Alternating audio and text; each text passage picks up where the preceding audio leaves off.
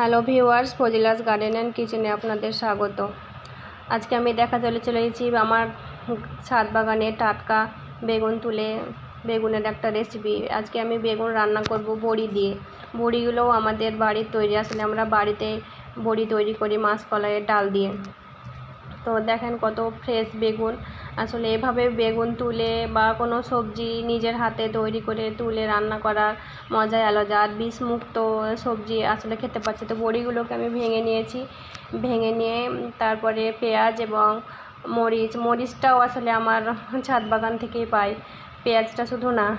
তারপরে পেঁয়াজটাকে ভালো করে ভেজে বেগুনগুলো দিয়ে দিয়েছি। এরপরে লবণ, হলুদ গুঁড়ো এবং ধনে জিরে গুঁড়ো দিয়ে জল দিয়ে সিদ্ধ হয়ে গেলে আমার বেগুন রান্না আজকে হয়ে গেছে। তো আপনারা কি এভাবে ছাদ বাগান থেকে তুলে রান্না করতে পছন্দ করেন বা আপনাদের ছাদ বাগান আছে সেটা কমেন্টে জানাবেন। আর আমার ভিডিও ভালো লাগলে প্লিজ লাইক, সাবস্ক্রাইব আর পাশে থাকবেন। আর এরকমই আরও অনেক ভিডিও পেতে চাইলে কমেন্ট করবেন প্লিজ। Thank you.